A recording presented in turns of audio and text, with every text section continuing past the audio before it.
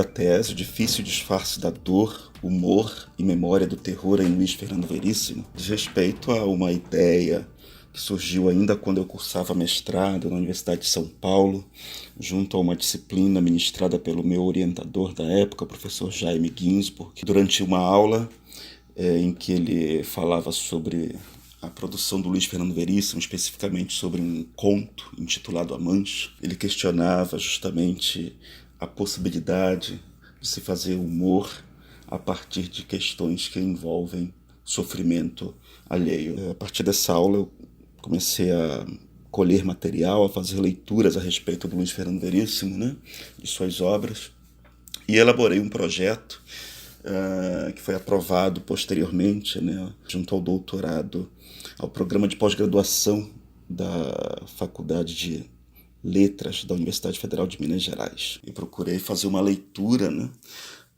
de um conjunto de contos e crônicas do Veríssimo, publicados em antologias num período que vai de 1975 até 2010. O objetivo central da pesquisa foi examinar as relações entre o humor e a violência da ditadura militar brasileira de 64, procurando refletir sobre as possibilidades do riso diante de situações que envolvem dor e sofrimento.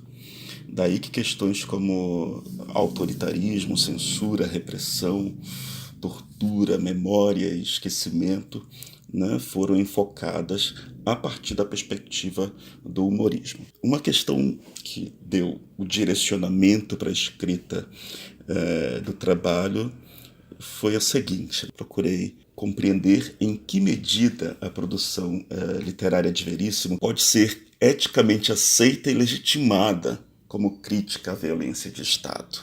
Eu procurei pensar em duas hipóteses, uma central e uma que eu denominei de hipótese derivante. A central é a seguinte, né, é a de que os textos estudados, né, os textos do Veríssimo, as crônicas e os contos, são formalmente constituídos por uma ética da representação humorística, porque a sua finalidade não é banalizar o sofrimento, mas, por meio do humor, levar o leitor a refletir sobre a violência de Estado, desenvolver empatia com as vítimas e contribuir com a liberação da dor e o fortalecimento do eu diante da excessiva demanda de violência externa. A hipótese derivante a que eu me referi há pouco é a seguinte, né? Procurei pensar que o estudo dos textos do Veríssimo me levou a entender que há um senso ético de responsabilidade do eu narrativo para com o outro leitor, né? Este leitor que está fora do texto, este outro leitor fora do texto, e o outro vítima, que está fora e ou dentro do texto, né?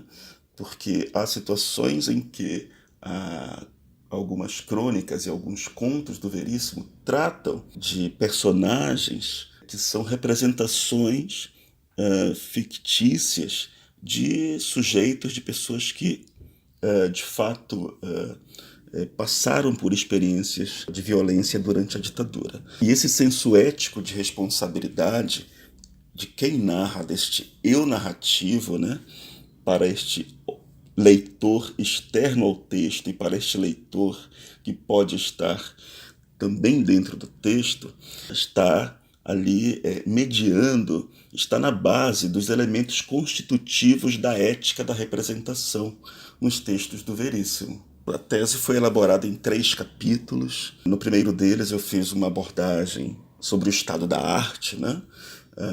Procurei percorrer a fortuna crítica e discutir o valor estético da produção literária do Luiz Fernando Veríssimo, e dando destaque para as principais linhas de abordagem da sua obra, né?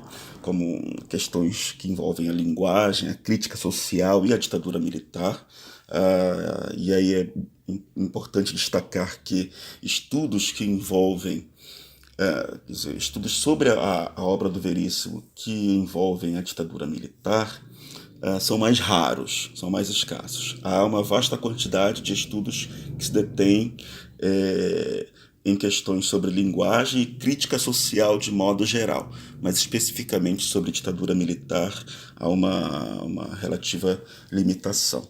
Eu procurei dedicar um tópico deste primeiro capítulo ao gênero crônica, né? Como é muito determinante, né? Das 40, praticamente 35 textos são considerados crônica. Então, achei necessário fazer essa abordagem conceitual do gênero crônica, né? No segundo capítulo da tese, eu fiz justamente essa abordagem a respeito das concepções de autoritarismo, violência e memória, que são 3 temas recorrentes na produção de Veríssimo, e achei necessário, então, trazer algumas concepções, algumas noções fundamentais a respeito dessas questões, além também do tema da tortura, né?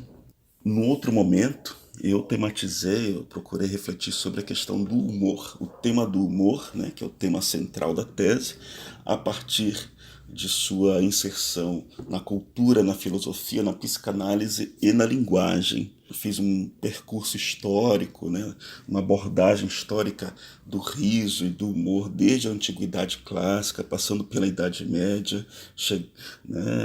o Renascimento e chegando até a Modernidade. Procurei focar no humor produzido no Brasil, sobretudo desde o final do século XIX, né? E aí também fiz uma abordagem filosófica do humor a partir de textos famosos, né, como do Henri Bergson, O Riso, e do Luigi Pirandello, O Humorismo. Percorri também questões ligadas a concepções psicanalíticas do humor a partir especificamente da psicanálise freudiana. Procurei também fazer uma explicitação das técnicas de produção do efeito humorístico pela linguagem. O capítulo 3º é o capítulo da análise, né, em que eu faço a divisão das crônicas e dos contos. Ao final deste capítulo, a abordagem que eu acho mais determinante, mais importante da tese, que é a reflexão sobre a ética da representação humorística, que deriva, ou que está relacionada, é mediada por questões de ética da responsabilidade. Por fim, fiz uma abordagem do humor na contemporaneidade, né? Tentando relacionar o humor e a presença constante do terror hoje. Várias crônicas, vários textos, né, do Veríssimo publicados após, né, 2010, ou seja, que já não fazem mais parte do recorte histórico